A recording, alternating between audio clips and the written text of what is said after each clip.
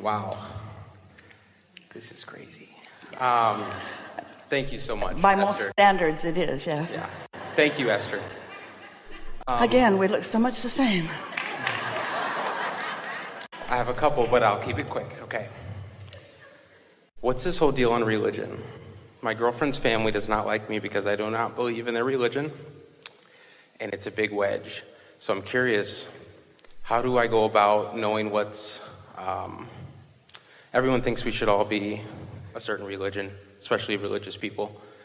So those people... And they disagree with one another mightily, don't they, about yes. which is the one. Yes, Yeah. And a lot of people in my life, when I came forward with how I feel about religion, it definitely affected our relationship. And so I just... Well, how do you feel about religion? I think that it is man's... every culture has their own way of seeing Well, do you things. think that there's a non-physical? Yes. And do you think that you have a relationship with non-physical? Can't that be religion? Doesn't everybody have a relationship? In other words, that energy from which you came is really, really interested in you.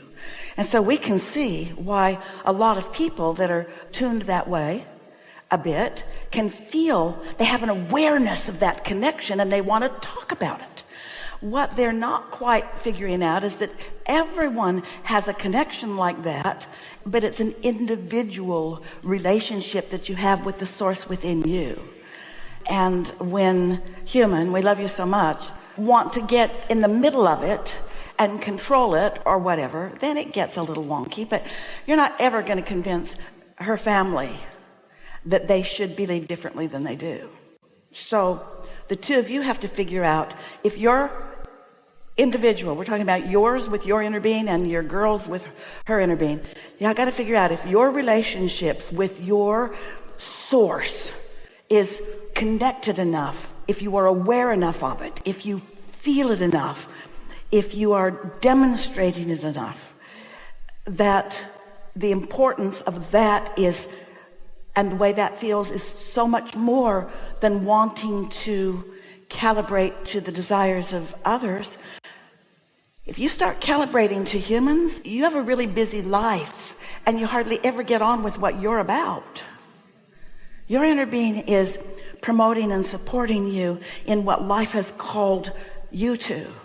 You're not called in herds. You're called individually, you see. So we would decide that we accept our connection and we would foster it by being deliberate about it, by paying attention to when you're really in alignment with your source and when you're not. And it is our promise that when you practice your calibration to the love that is really you, you can't calibrate to the love that is you and the worry about her parents at the same time.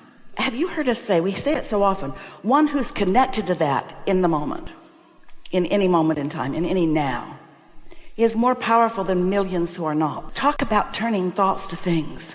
When you calibrate, when you look for the good feeling in her parents and in everyone and in everything and find it mostly, so that that's your trending, that's your momentum, you will radiate in a way that they won't be able to take their gaze away from you. And they in time will care less about the label because you are so much that their label doesn't fit. That was good. And you don't do it because they're wrong, because they're not wrong. It's not about being right and wrong. It's about following the path of least resistance. And you know what? Your path of least resistance is to the same place they want to go. Your path of least resistance is to love, and that's where they want to go. And don't get into a conversation with them about it. You don't want to say, although it would be an accurate thing to say, my path is leading me to source energy. Where's your path leading you? Because I'm following the breadcrumbs of love and appreciation and the delight that I find in your darling girl. And I just keep thinking that if we are following our impulses toward love, we're all going to meet up at the same place. And we don't mean after you croak. That's not even a place. It's way better than a place. It's a state of being. It's an awareness. It's a knowing. It's a being. This is a place. So don't try to get everybody in the same place. The more people you get in the same place, the more they fight over the place. Good? Good. One more? Quick. Yeah. I feel my potential. I feel like I can do so much. My execution abilities are just, I don't want to do anything a lot of the time. And I know the answer sometimes is to just do nothing then, but like I have responsibilities. What gives you that feeling of not ready to start? We are telling you, we're not asking you. What gives you that feeling of not ready to start is contradicted energy. Because as we were talking earlier, when you have an idea of something that you care about, that you want, and you focus on things that are in harmony with that, so it just keeps feeling good, the momentum calls you and you can't not go. So don't confuse action with inspiration, with creation. There are a lot of things that you just don't feel like doing, and when you don't feel like doing something, it's not good to do it anyway, because you're trying to use action to cover up for the lack of alignment.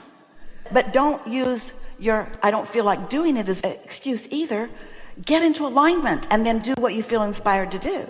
For example, you don't feel like walking away from the girl who belongs to that jacket, do you? You don't feel like walking away from her. Nothing could get you to walk away from her. Why do you think that is? You're not having a hard time ready to start on that. You're not going, no. You don't have any equivocation about that. And why is that?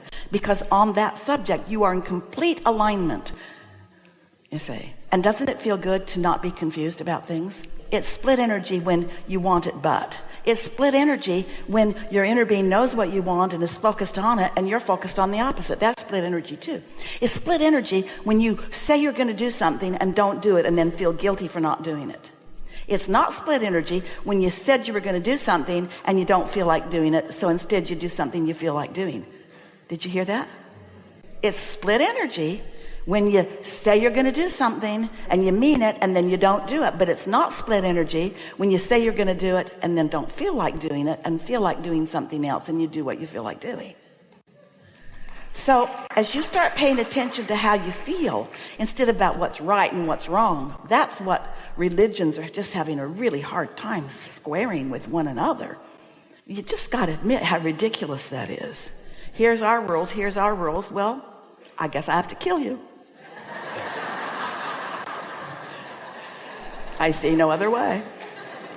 Good? Really good, yeah. You're really awesome.